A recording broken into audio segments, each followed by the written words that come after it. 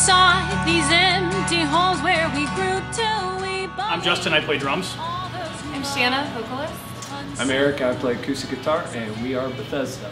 I was really into like a lo-fi acoustic. I was in a big Elliott Smith phase and counter reverse phase and like really sort of dark, minimalist. We're playing music together and it's just right.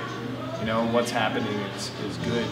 And even though it's like a genre of music we couldn't really put our finger on, we're like, that's great because this is something original that we are creating together. So it really just felt like something was right, and the people were awesome to work with. You know, Dream Tiger, I think, is really right now really just encompasses everything that we're shooting for and going for. I think like a magical folk indie pop thing that's happening that I think is really our sound.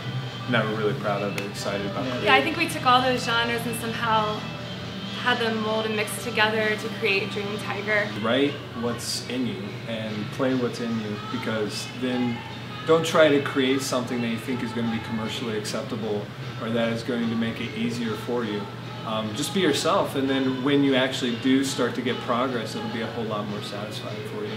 So the biggest thing for us, because there's been pressure to cut the 8-minute song or write in a certain way of what's trendy and what's cool right now, but we just can't do that and be real with ourselves, I think. So we just keep doing what we love and what we enjoy, and then hope that other people will catch on to that too, and if they do, that's awesome. Yeah, one of the things that stick out to me in the Rock and Roll Hall of Fame that just really captured, I think, what it is to be a songwriter are the lyric sheets.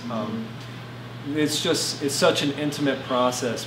I just picture all these people, you know, these legends of rock and roll, sitting in a hotel room or sitting in a bedroom or sitting at a coffee shop, scrawling out these lyrics that just came into their head. And I know that process, and you know, we've been there, and I'm amazed at how many of them are like cleanly written with no edits, because mine are like crazy crossed out edits.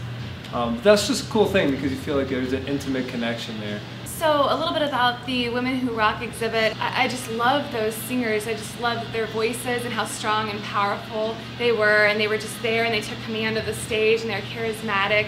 And there's just so much about those singers that stick out. I think it's really important that as women and girls that we also have role models. So many of them came a long way, and the things that they write and sing about have a lot to do with historical issues of the time. And a lot of times they were stepping out and singing about things that were kind of taboo or weren't supposed to be really talked about. Loretta Lynn, she talks a lot about, you know, alcoholism and abuse and adultery and things like that, things that you did not talk about at that time, and she came right out in song and talked about it for everybody in the world to hear. I mean, that's ballsy, you know, that's like saying something, and a lot of those women did that, either right out or inadvertently.